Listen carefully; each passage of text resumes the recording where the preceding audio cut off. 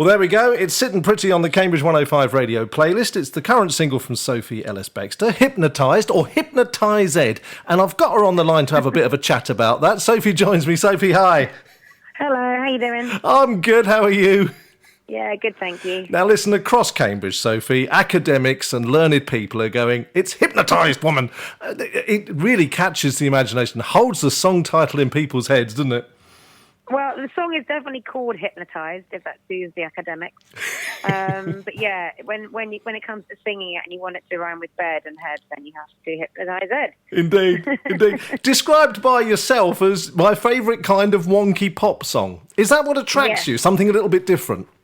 Definitely. I think I always like pop songs where you kind of feel a bit like, oh, what just happened, you know? And it's a bit like going on waltzes or something. It definitely appeals to my pop sensibilities when it's like that. So yeah, this has been a really fun track to be part of, definitely.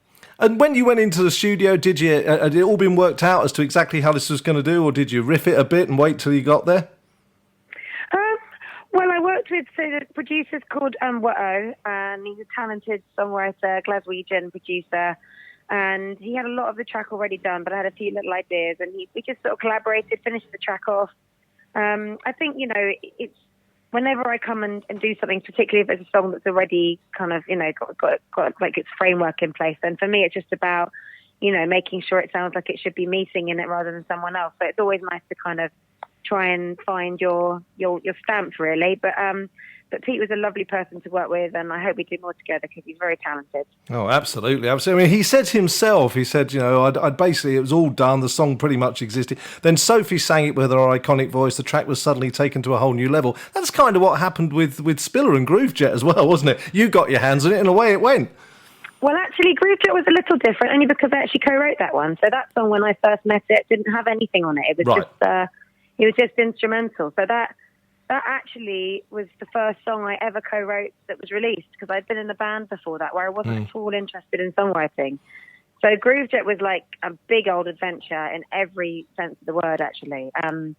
And it's something, you know, that I still sing now, like 22 years later, which is kind of barking. Well, I was doing my research, because you don't speak to somebody like you without at least looking a few things up on the internet. And one thing I didn't realise was Groovejet was the first song ever to be played on an iPod anywhere. They played it on a prototype unit in August 2001.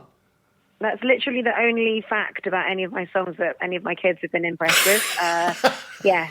I should probably put it on a T-shirt or something, because I think that is probably the coolest thing about me. And Oh, I don't know. I mean, you must be labelled by even your kids must accept you're cool, because you are one of these people. You are a jack of so many trades, and master of all of them, it would seem. I mean, you are the definition of the old phrase: if you want something done, give it to a busy person, aren't you? Well, you know what? I've been really enjoying myself, and I've always loved what I do, but I think particularly the last few years, I'm sort of as much in love with my day job as ever, really. And it's been just an amazing summer and lots of blue skies and sunshine and happy crowds in the open air. So it's been really lovely. I've been really having a nice time. Well, that is so nice. I mean, one thing as well, throughout the pandemic, you kept us entertained is an understatement, with the kitchen disco. Now, so many people, so many songwriters we spoke to, it was a case of either they did sit down and write all those songs they'd promised they would write if they had the time, or they decorated the kitchen. But nobody ever took your approach to it of actually, I'm going to do all this stuff, I'm going to do it in the kitchen. Well, funnily enough, when lockdown first started, you know, Richard, who's also a musician, my husband, we both felt completely discombobulated. Our diaries were empty. And I didn't find it creative at all. I was like, I don't know how to do anything like this. Like, it was like my brain seized up. But music was really the saviour, because we thought, well, let's just have some fun and do something a bit silly. So the kitchen discos really came out of our need to find something to distract ourselves. And then once we had a little community out of it, it was just really special. So, it kind of saved us, really. Well, it saved me as well, because I have to say yours was my favourite single of 2020 was Crying at the Discotheque. I absolutely love that tune. Absolutely love it. It's a top tune. It is. It's a great one. Coming back to Hypnotised then, it says here, forthcoming album? Yeah, so I've been working on another album with a singer-songwriter called Ed Harcourt. So This is our third record together. So we did Wanderlust and then an album called Familia, and now this one, which is just being mixed at the moment. And I'm really happy with it. It sounds exactly how I want it to sound. And I don't know. It's going to come out next year. It's not a disco record, but it's definitely got some pop moments in there. And I don't know. I just really felt like this was the album I needed to make next.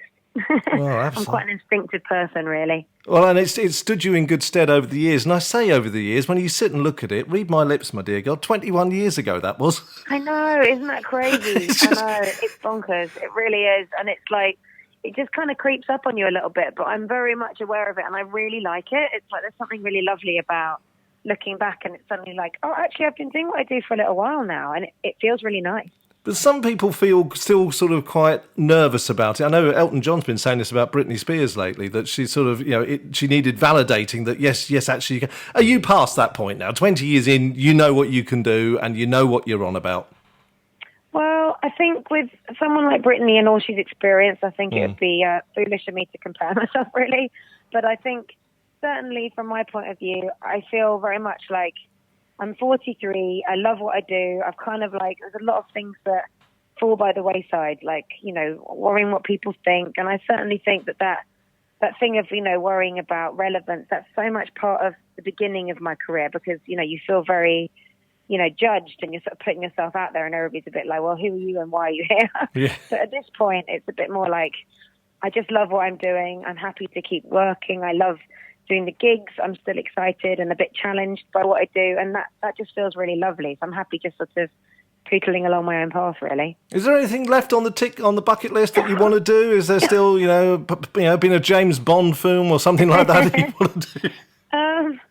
I sort of hope so, really. I mean, I think, whenever I've found myself getting anywhere near something predictable, I tend to pull the rug out from under me anyway. And, in the last couple of years, there's been a few things that we've done that I've never done before. I've got my podcast that I adore doing. I, did my dance-a-thon last year. Richard and I just done a cookbook. We're still sort of bringing new things to the table. And I think it's nice to learn new skills and still be a little bit scared about things sometimes.